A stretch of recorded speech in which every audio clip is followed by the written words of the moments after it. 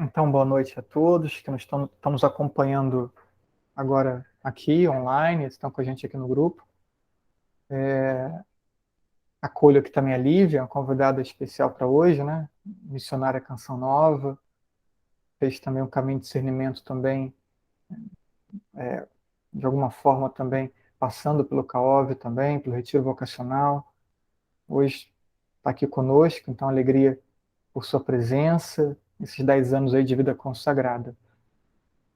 Também acolho aqueles que depois estarão participando com a gente depois, assistindo, né, pelo canal no YouTube, assistindo, né, os áudios que são disponibilizados, então eles sintam-se todos acolhidos. Esse encontro nosso está sendo gravado, ao menos a primeira parte, a parte da formação, depois a gente interrompe a gravação para fazer mais espontaneamente a nossa partilha, embora, caso alguém queira fazer alguma colaboração, está aberto também durante a formação. Então, reflexões vocacionais, né, proposta para esse mês de agosto, a partir do livro A Virgem Nossa Senhora. Então, passando aí a apresentação, né? Rômulo. Bem, pai. Então, esse encontro gravado, como falei, o livro, né? Então, destacamos o capítulo vocacional do livro sobre a Anunciação, né? E a partir de setembro daremos sequência a temas ligados à vida espiritual, né? Então é isso. Então, pode passar. Alguns temas destacamos, né, desse capítulo inicial. Então já trabalhamos vocação, considerações gerais no primeiro encontro. No segundo encontro falamos de obstáculos ao discernimento, também dos conflitos. Hoje iremos falar da necessidade de decidir e, ao mesmo tempo, o risco de protelar a resposta. Vamos falar do medo e vamos concluir falando um pouquinho das consequências da recusa, de recusar a vocação, de recusar a vontade de Deus, né, na vida. E assim a gente termina hoje dessa forma, e os demais temas vamos abordar todos na semana que vem, né? Então vamos para o slide 17 agora.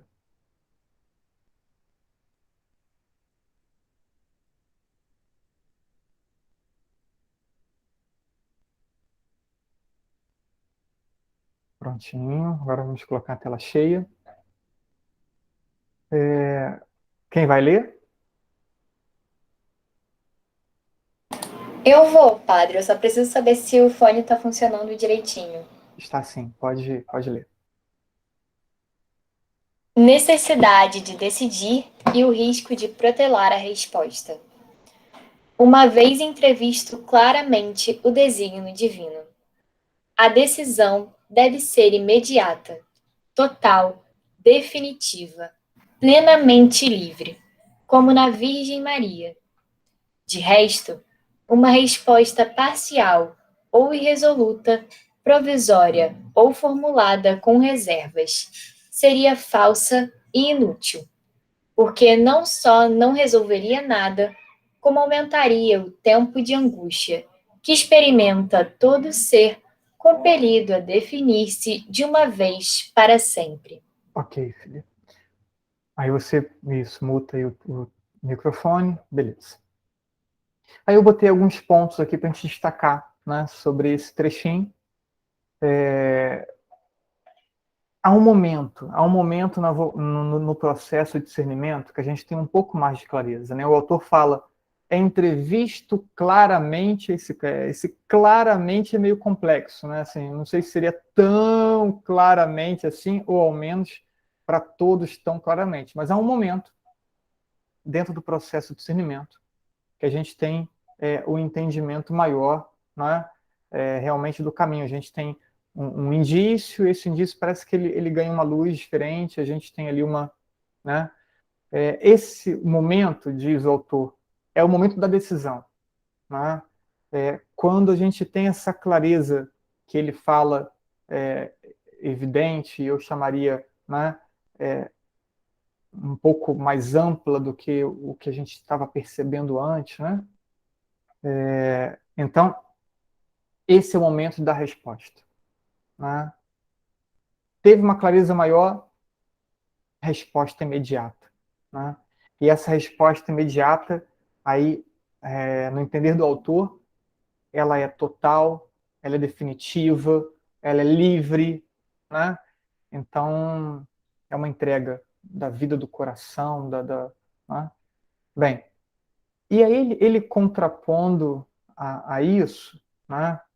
Então, assim, deixa claro que há um momento, né? E talvez essa pergunta de monte, qual a hora de dar resposta, de dar, né, de entregar, de dar o sim? É a hora que a gente enxerga um pouquinho mais, é a hora que a gente tem ali uma, né, um dos caminhos salta-se aos nossos olhos, enfim, Deus dá uma graça ali de uma percepção. Então, é a hora da resposta, né? Mas eu, assim, digo que não é uma coisa, né, como a gente pensa ali na aparição do anjo à Virgem Maria, não é uma coisa assim, né, extraordinária, não vem assim um WhatsApp no celular dizendo aqui, olha, então aqui é Deus, ó, estou mandando diretamente para você do céu, né? Então não é uma coisa, é uma coisa que a gente tem que estar atento, perceber e essa, né, essa clareza não é uma coisa assim, né? Pronta, fácil, né? Bem, então, esse momento da resposta, isso tem que estar claro nesse parágrafo que é bem importante. E aí depois ele começa a falar, a apresentar uma dinâmica que vai, né, aparecer aqui bem recorrentemente, né?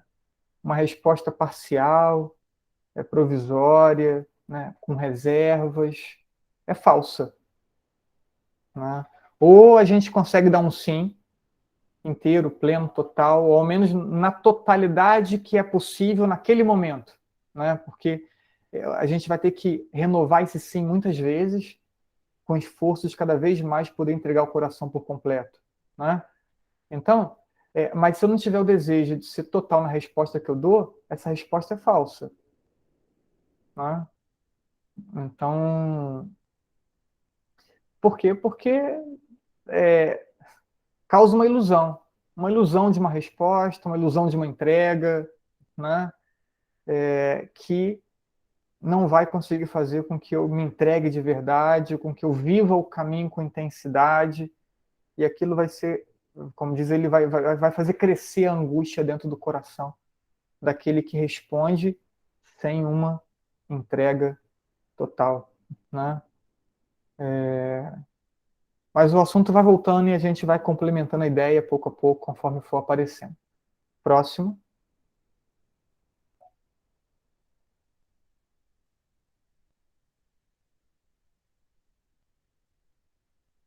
Pode, padre? Pode.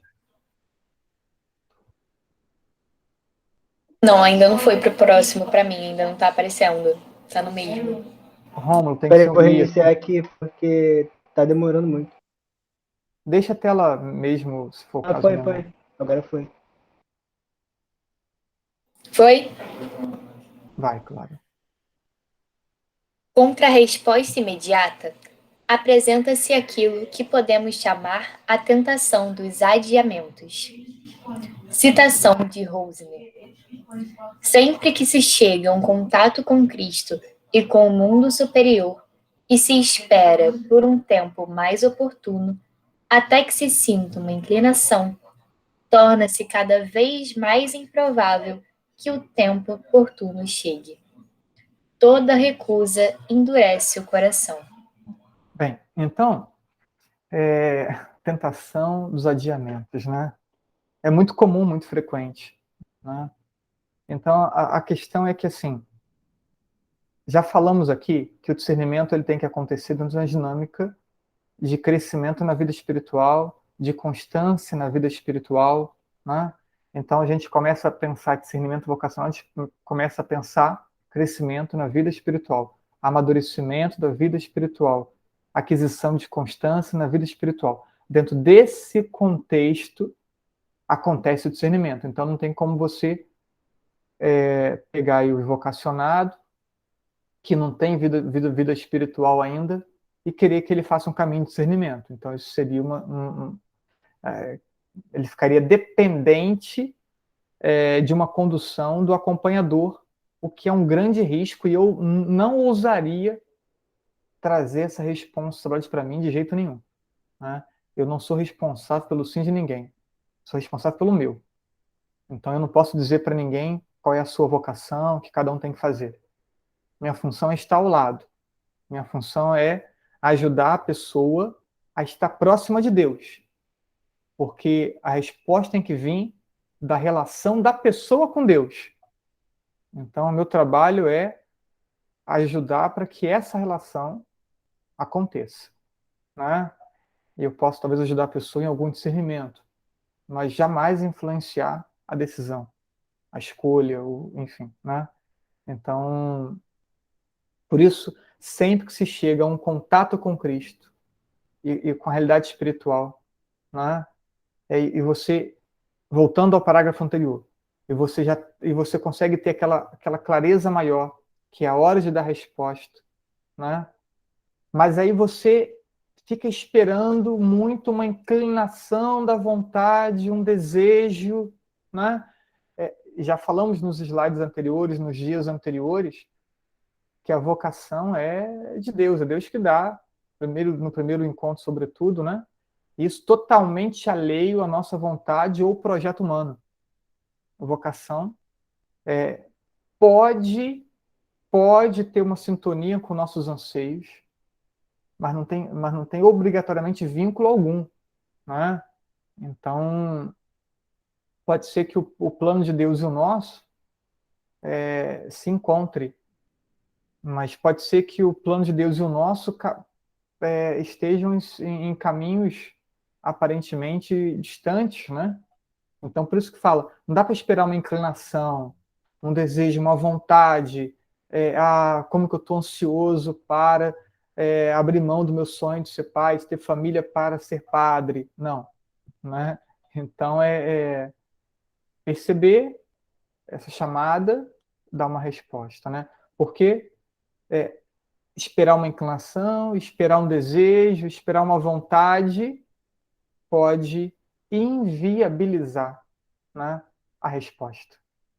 E isso também vamos ver também nos próximos slides.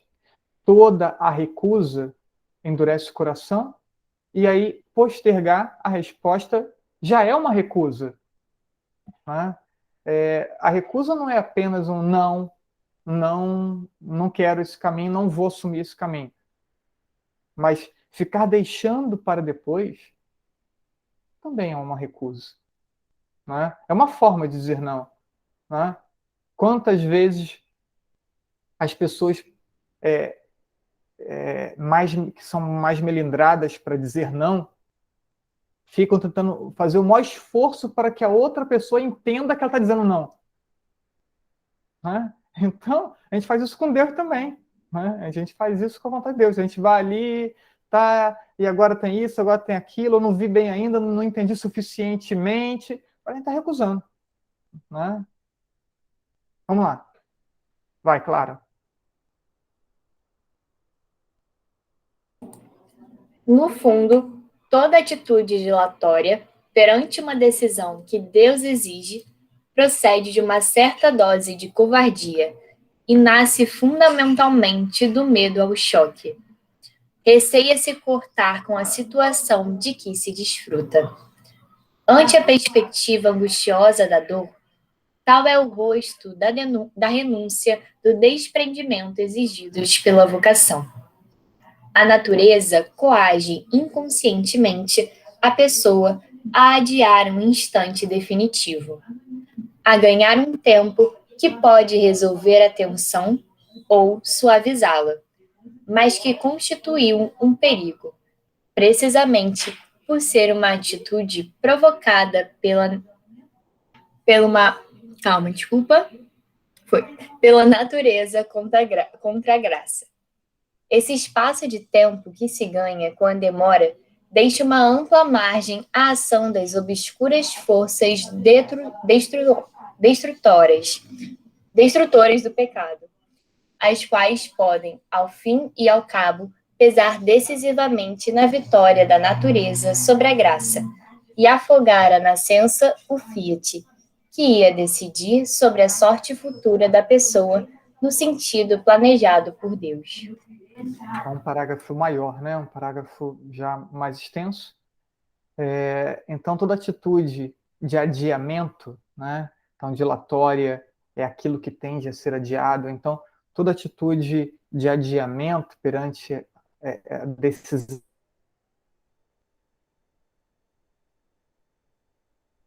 que Deus espera, então, tem a sua base na covardia, que mais quando todo medo, né? Então, o medo faz a gente ser covarde. O medo faz a gente não ter capacidade de confiar em Deus, de nos abandonar, de nos entregarmos, né? Então, o jovem tem coragem de se aventurar em um relacionamento com toda a perspectiva de fracasso, mas não se aventura a um sim à vontade de Deus, né? Confia em uma outra pessoa que conhece há pouco tempo, mas não confia em Deus, né? Então, pensar isso, o medo gera covardia. E a covardia faz com que a pessoa não diga o sim, né? Bem, então, há um choque, né, quando estamos diante da vocação. E esse choque é o quê? De abrir mão do que a gente está vivendo no momento. Pode ser pouco, mas é tudo que eu sei e esse tudo que eu sei que eu tenho é concreto. E parece que a vocação não é concreta. Parece que o sim a Deus não é concreto. Concreto hoje é o trabalho que eu tenho, mesmo ganhando pouco. Concreto hoje é a presença da família ao meu lado, mesmo que a família seja meia encravada, né, meia tensa ali a relação, mas é a minha família, né? Tem ali os meus amigos, que não é que são muitos de Deus também não, e nem são tão amigos assim, né? Mas são os amigos que eu tenho. Então, abrir mão, né? Ou a própria perspectiva de estudo, de cursos, de concursos, de faculdade, então o que a gente vive, a gente tem medo de perder, mesmo sendo pouco. E, e isso aí é um obstáculo, né?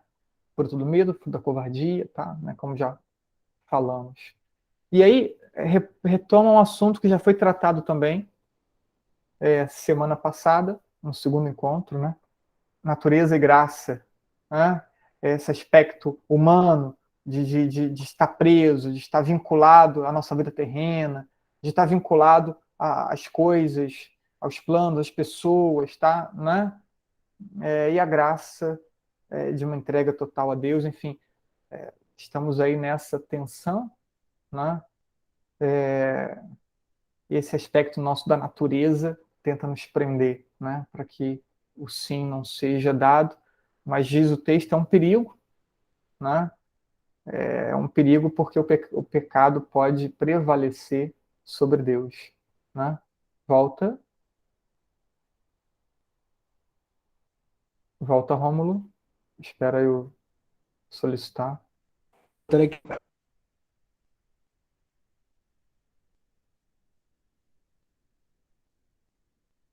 Deixa a tela mesmo menor, Rômulo, para facilitar, fazendo um favor.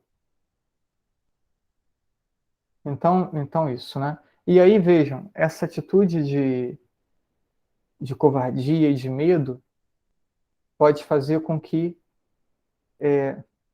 não nasça o sim não aconteça. E nós já entendemos aqui no primeiro encontro, né? Desse sim depende uma adequação de nossa vida à vontade de Deus, depende o porquê fomos criados. O porquê fomos criados encontra sua resposta na nossa vocação. Porque por meio da nossa vocação vamos realizar a missão que Deus pensou para nós, né? Então, é preciso termos cuidado para que esses sinais, né? Não podemos deixar que esses apegos humanos sejam um empecilho para esse nascimento do sim. Próximo.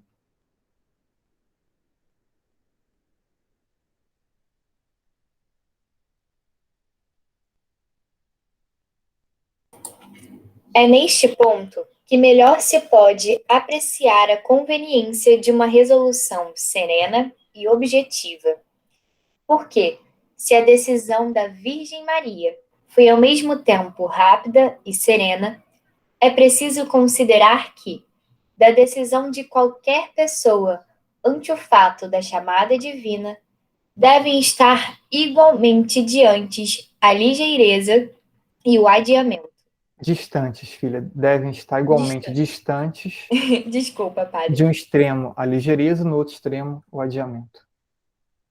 Daqui a importância de uma vida interior sólida, alicerçada numa grande sinceridade com Deus e conosco, numa visão clara da nossa condição de criaturas e, ao mesmo tempo, no conhecimento da existência de um plano de Deus, em função do qual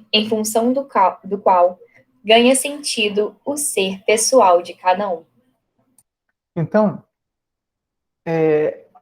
traz o exemplo da Virgem, um sim, rápido e sereno, né? Claro, né? Para ela apareceu um anjo, né? Então, mas a Virgem Maria, até pela forma como ela se porta, não só nesse momento da Anunciação, mas ao longo da vida, ela foi educada como uma piedosa judia, né? Com conhecimento da palavra, conhecimento da tradição. Então, já havia toda uma predisposição, né? A gente leva em conta também a sua concepção, né? Imaculada. Então, já havia toda uma predisposição, mas ela torna-se modelo para nós do sim dado a Deus, né? E esse sim com características de prontidão e de serenidade. Então, aí o autor coloca dois extremos que é preciso ter cuidado. Primeiro, uma resposta muito rápida. O segundo é uma atitude de adiamento.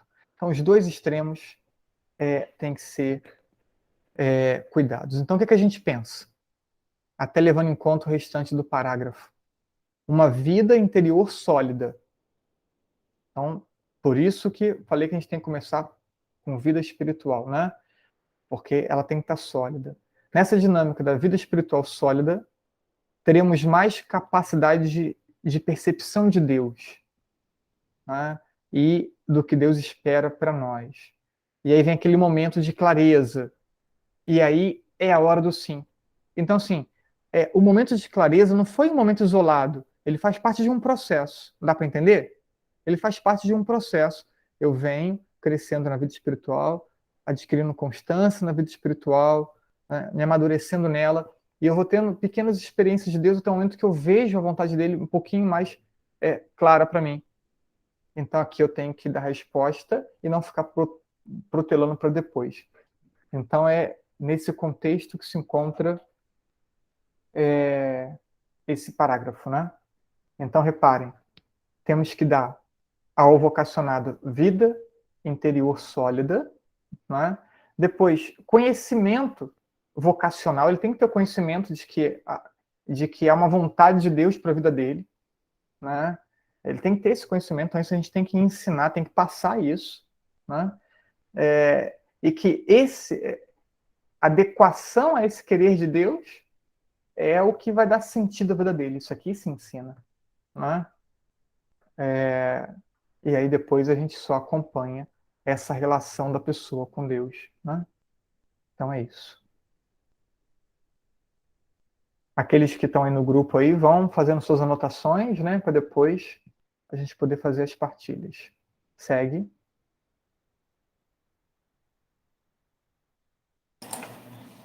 Uma coisa é agir com entusiasmo, o que é, sem dúvida, excelente, uma vez que é sinônimo de convicção e confiança.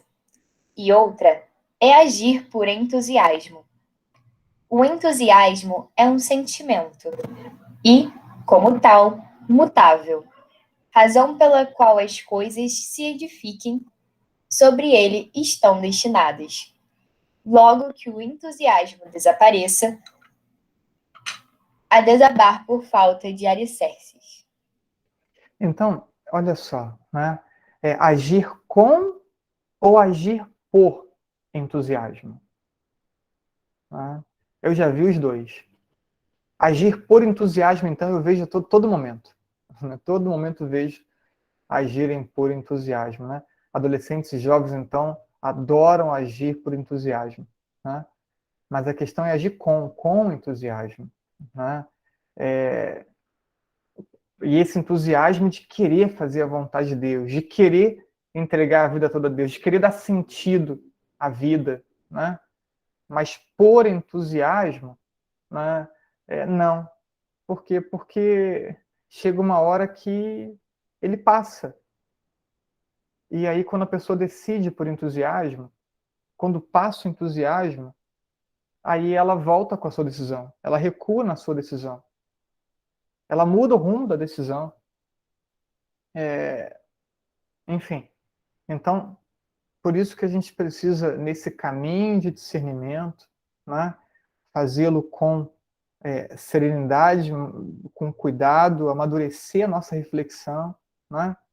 Por quê? Porque precisa que seja sempre com entusiasmo. Né? Toda vocação precisa ser marcada pelo entusiasmo. É bacana quando a gente vê um consagrado, um religioso, um sacerdote, né, que vibra com a sua vocação. Um casal casado, né? Semana da Família, você tem um exemplo de um casal, né, 35 anos de casamento, um fato no pátio, né?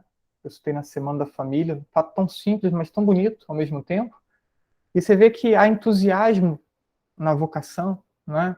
E isso faz que a gente admire, faz com que a gente queira também é, experimentar a mesma coisa, né? Isso é esse entusiasmo que nunca deve desaparecer, né? Enfim, então essa distinção é importante. Segue.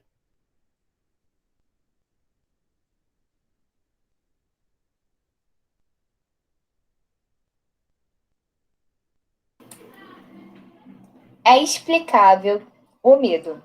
É explicável que se sinta um medo natural e instintivo ante a perspectiva de uma vocação de entrega total.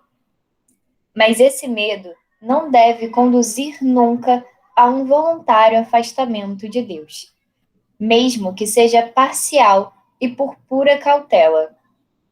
Não se aproximar demasiado de Deus, com medo de que queira apoderar-se de todo o nosso ser e levar-nos a abandonar os planos e ambições, gostos e projetos que alimentávamos à margem da sua vontade, é uma posição falsa e perigosa. Então, assim, o medo, vamos sentir medo, gente. Vamos sentir medo. Os pescadores sentiram medo com o mar agitado.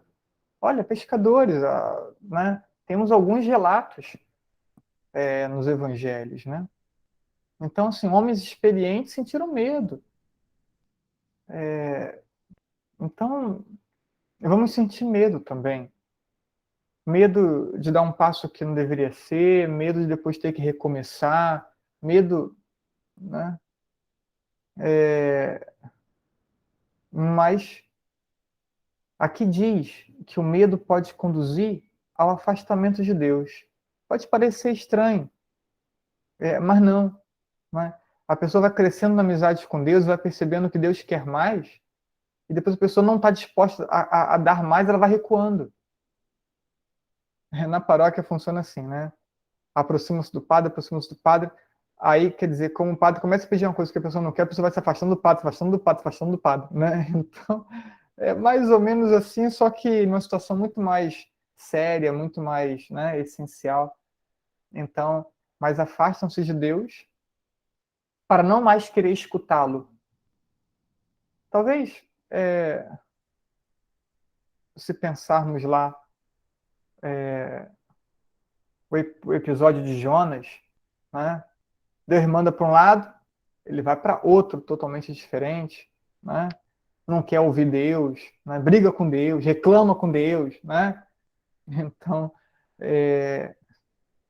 talvez possa ser um pouco essa ideia, afastar-se para não mais ouvir.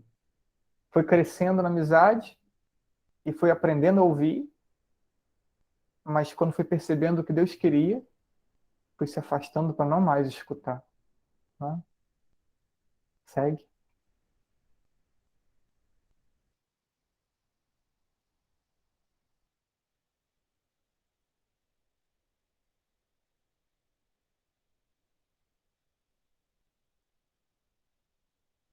Rômulo, Já foi, já, pai. vai, claro. Falsa, porque se opõe à verdade, quer dizer, à realidade. Se Deus nos escolheu entre uma multidão de criaturas para desempenharmos um papel na criação, estamos perante um fato que nós não podemos mudar e perante o qual a única atitude digna de um homem é aceitá-lo tal qual é, porque nem depende de nós, nem deixará de ser assim, por mais que pretendamos ignorá-lo. A pessoa pode ignorar a vontade de Deus, mas a vontade de Deus não vai mudar. Então esse medo é um medo falso, porque não adianta eu fugir. Eu posso não cumprir a vontade dele, mas vai ficar sempre uma lacuna. Vai ficar sempre uma lacuna no meu caminho, na minha vida, na minha história, porque eu não fiz aquilo que era para ser feito, né? Então esse medo é um medo falso, porque não vai mudar a vontade de Deus, né? Segue.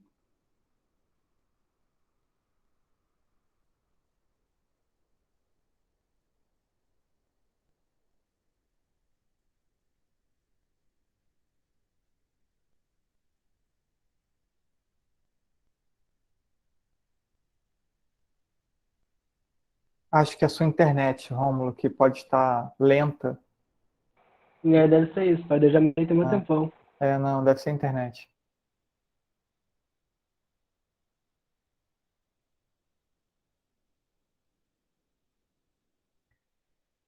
O medo. Uma posição, além disso, perigosa. Quem fecha os olhos ou se refugia numa amável e cômoda penumbra para não ver com demasiada clareza, faz-nos evocar aquelas terríveis palavras de Isaías citadas por João a propósito da atitude dos fariseus.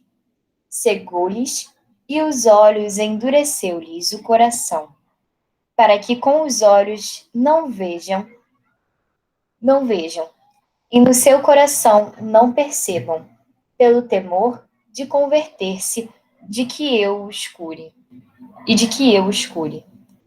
Quem fecha voluntariamente os olhos vai a caminho de os ter fechado definitivamente, porque a falsa cegueira provocada pode converter-se em cegueira real e verdadeira. Então, olha só, né? O medo pode nos levar a nos fechar à vontade de Deus e não mais enxergarmos o que Ele espera da gente, não mais nos familiarizarmos com Deus e depois não mais, de verdade, não mais enxergarmos. Nos perdermos do caminho e não conseguirmos mais encontrar o caminho, né? Então, eu relutei tanto para ver e para aceitar a vontade de Deus, que chegou a um ponto que eu não consigo mais ver e eu realmente não tenho mais condições alguma para aceitar a vontade dele e para colocá-la em prática. Então, deveríamos ter medo que isso acontecesse conosco. Deveríamos ter medo de fugir tanto, relutar tanto, depois não mais ser possível colocar em prática essa vontade dele, né? Pode seguir. E vamos depois ver, enquanto ele passa aqui os slides, vamos ver justamente isso mais à frente também, uma conclusão sobre essa reflexão. Pode ler, filho.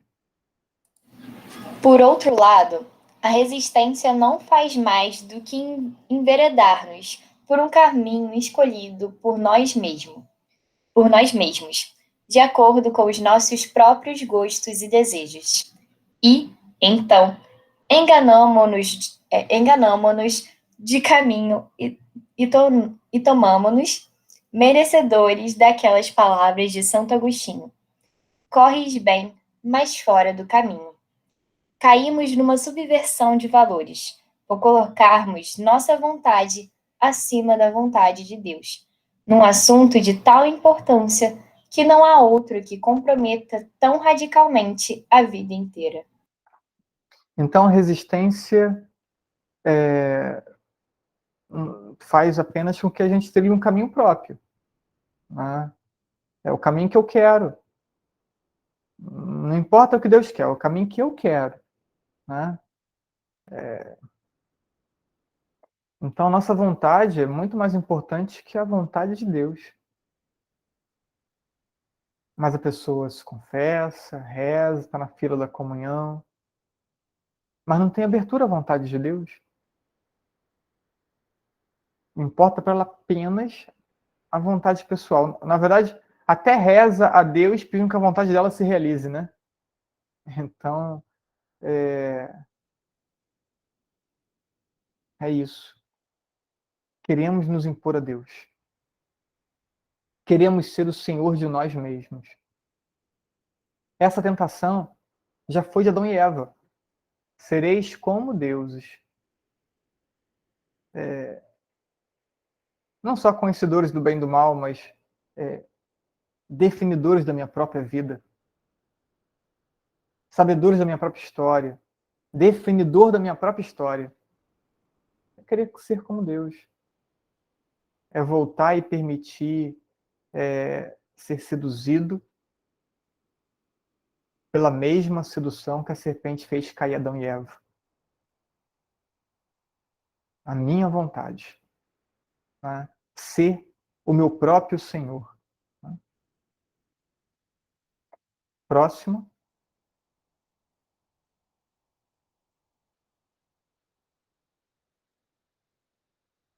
Penso que é o penúltimo ou último slide agora que a gente conclui.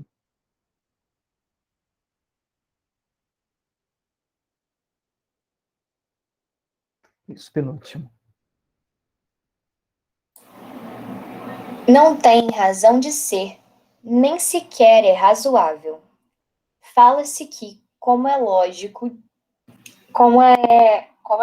do ponto de vista sobrenatural, isto é, para os cristãos, a reserva perante Deus. A vocação não é uma realidade temível, perante a qual seja preciso assumir uma atitude de defesa. Pelo contrário, é a razão do nosso ser e do nosso existir. É a prova evidente, palpável, do amor que o nosso Pai, sente por nós. Não somos seres inúteis, abandonados à mercê dos caprichos de cada momento, sem rumo e sem norma, como as pobres personagens dos romances. Deus é amor, ensina São João, e nós somos fruto do amor divino. Deus preparou-nos um futuro, dotou-nos generosa e adequadamente para que o levemos a cabo até o fim. Cuida atentamente de nós, segue nossos passos, emenda os nossos erros. Inspira-nos no medo? Enfim, então, não tem razão, medo, a reserva perante Deus, né? A fala do autor. Não tem por que temer a vocação se fomos feitos para ela. E se ela é a única chave de realização plena de nossa existência. Então por que temer? Deveríamos ter medo de não cumpri-la. Deveríamos ter medo de não encontrá-la. Isso deveríamos ter medo. Né?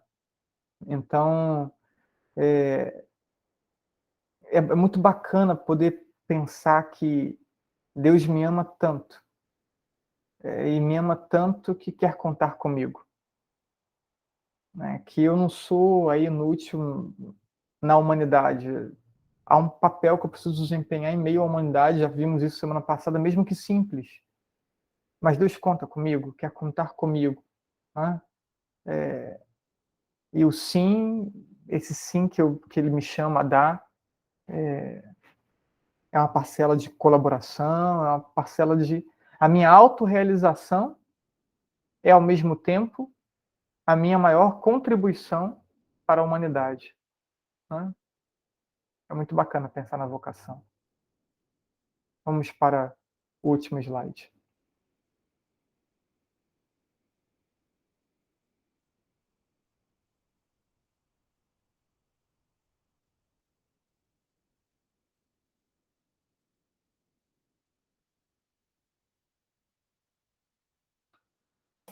Padre, se for acabar no medo, eu acho que esse é o último Não, slide. não, tem mais umzinho. Tem mais um? Tá. Uhum.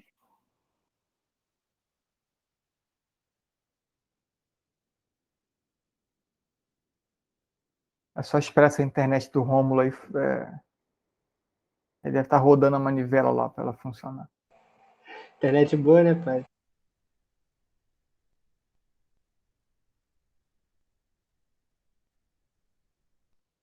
Pronto. Com esse slide a gente finaliza.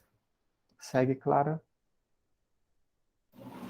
Consequências da recusa. O homem fica agora desarticulado. É como se tivesse um osso fora do lugar. Está deslocado e dói. Também a vida dói e se torna pesada quando não ocupamos o nosso posto na criação e quebramos a harmonia do plano divino, subtraindo a nossa existência aos propósitos de Deus. Neste caso, só o humilde reconhecimento da nossa própria culpa, desse não servirei, que nos leva a preferir a nossa vontade à vontade de Deus. Pode devolver-nos a paz, porque nos levantará a necessidade de reparar, de pagar, de aceitar a dor produzida pelo deslocamento. E a dor, assim, aceita converter-se em cruz. E a cruz, querida e abraçada, é caminho de salvação. Não é em vão que Deus é Pai e tem entranhas de misericórdia. Então, esse parágrafo, ele é muito interessante. Quando o homem, a pessoa humana, não corresponde à vontade de Deus, o que ocorre no entender desse autor? A pessoa fica deslocada. Por quê? Porque nada que ela faz a realiza plenamente, né?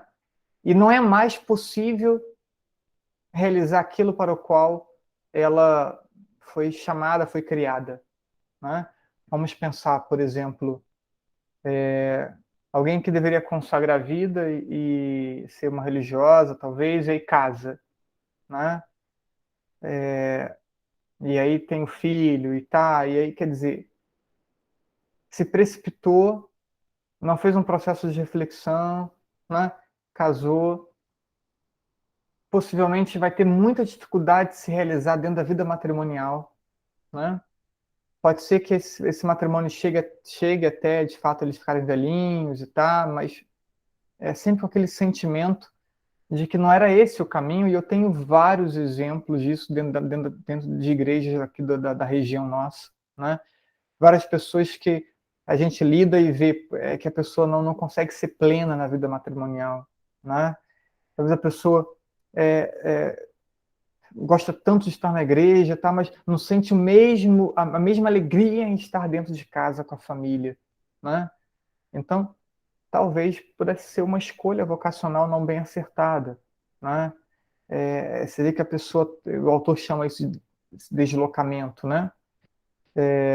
O contrário, pode ser que deveria casar e aí vai para o sacerdócio, né? E tem dificuldade de estabilizar a sua afetividade, né? Enfim, sempre é um peso, é o fardo ali, a questão do celibato, enfim. Então, embora hum, o tema é um tema difícil, né? A pessoa estando no caminho certo ou não, né? Mas é diferente. Estar no caminho certo é uma dificuldade. Estar no caminho errado é um tormento, né? Então a dinâmica é diferente. Espero que vocês tenham entendido essa ideia que ele dá do deslocamento, né? A pessoa que está deslocada. Então, diz aí, o peso, a vida torna-se doída e pesada, né? Quando o lugar que ela deveria ocupar não é o lugar que ela ocupa, né? Bem, e aí, o que cabe a essa pessoa, então? É aqui que eu acho que é interessante, né? Porque é uma pergunta recorrente. Se a pessoa erra o caminho, o que acontece? Né? Então, a pessoa não consegue mais voltar atrás, não consegue mais corrigir o erro da escolha, né?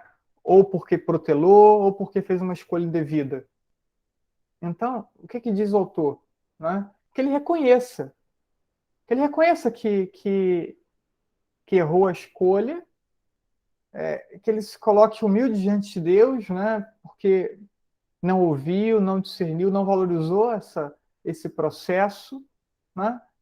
Agora precisa aceitar a sua condição de vida, porque se casou e não era para casar, agora está casado, agora tem um vínculo, agora tem filho, agora tem esposa. Vai fazer o que agora? Vai abandonar tudo? Aí vai ser um segundo erro, né? Então vai cuidar da esposa, vai cuidar dos filhos. Ah, mas eu não me realizo assim. Então agora você vai ofertar isso aí. Você vai ofertar esse sacrifício. Porque agora você gosta de ter uma família.